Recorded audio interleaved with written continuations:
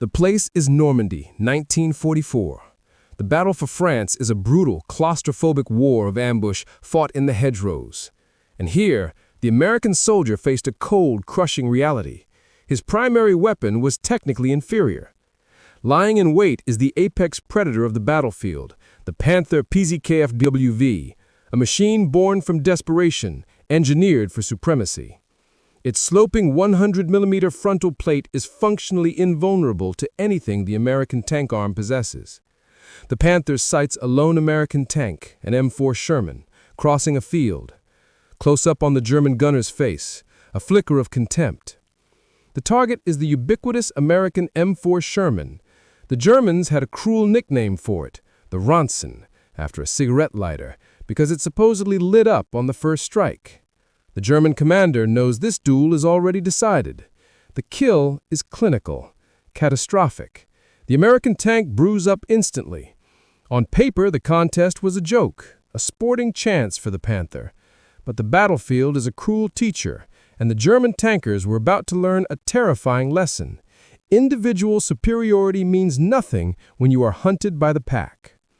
The story begins not in France, but in the brutal snows of the Eastern Front, where the Soviet T-34 shocked the Wehrmacht. Germany's response was the Panther. It was a technological leap, sloped armor to defeat shot trajectory, a massive, high-velocity 7.5-centimeter gun capable of penetrating the Sherman's front at nearly 2 kilometers. The German tank aces, commanders like Ernst Bachmann, relied on this machine. They believed in the Überlegenheit, the overwhelming superiority of their armor. And against the early Sherman's 75mm gun, they were right. From the front, the Sherman's round often simply ricocheted, a frightening sound that American crews knew meant certain death. In contrast, the M4 Sherman was the product of American industrial doctrine: speed, reliability, and quantity. It was not designed primarily to fight tanks, but to support the infantry, to be easily maintained, and above all, to be mass-produced. While the Panther was complex and temperamental, often breaking down before reaching the front due to its rushed transmission, the Sherman was a workhorse. It had one crucial, often overlooked advantage: a faster hydraulic turret traverse. It could swing its gun around almost twice as fast as the Panther. It was an excellent tool for the fight, but not the duel. This was the philosophical gulf. Germany sought the perfect low-quantity masterpiece. The U.S. favored the high-quantity, reliable tool. The American industrial base was an unstoppable force. For every Panther Germany desperately scraped together, the U.S. delivered 7 or 8 Shermans. The battlefield would soon teach the German tankers that while quality was gratifying, quantity was ultimately decisive. The moment of truth arrived in September 1944, near the town of Arracourt. The German command, confident in their Panthers, deployed a fresh armored corps, elements of the 5th Panzer Army, to strike the flank of General George Patton's 4th Armored Division. The Panthers were expected to slice through the American Shermans like a hot knife through butter. The American tankers knew the Panthers' power, but they had developed a doctrine to counter it. This was the pack tactic. No American Sherman was ever alone. When a Panther was sighted, the Shermans would use their superior speed and maneuverability to flood the area, communicating constantly over their superior SCR 508 radio sets. The engagement was simple and brutal.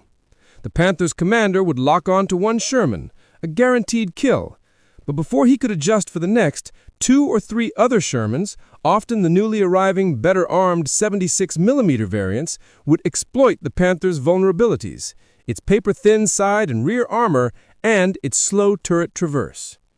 The 75mm round that harmlessly bounced off the front could auto-penetrate the Panther's flanks at nearly any range. Furthermore, the Sherman crews fought with total confidence in their combined arms support.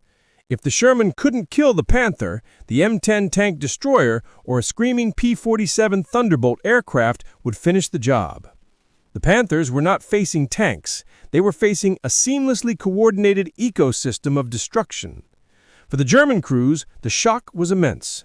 They were destroying Shermans at a better ratio, but their losses were irreplaceable. The great technical marvel would fall victim not to an enemy round, but to its own complexity, a broken final drive or an empty fuel tank.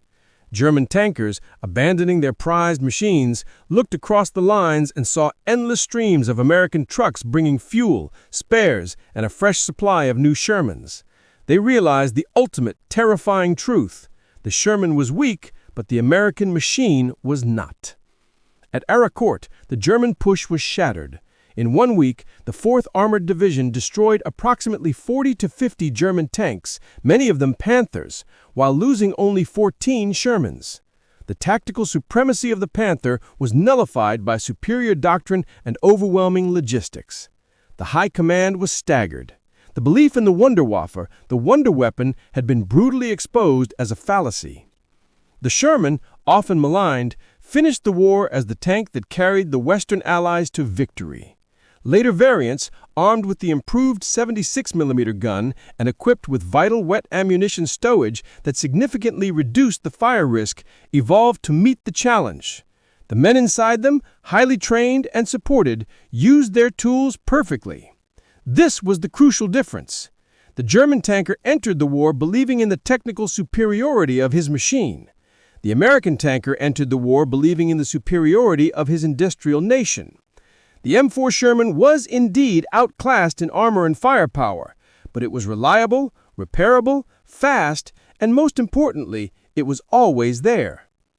German tankers may have laughed at the Sherman in the summer of 1944, but by the winter, they were forced to fear the simple, unstoppable truth. Where there was one Sherman, there were always more closing in for the kill. The law of averages, backed by American industry, had won the tank war.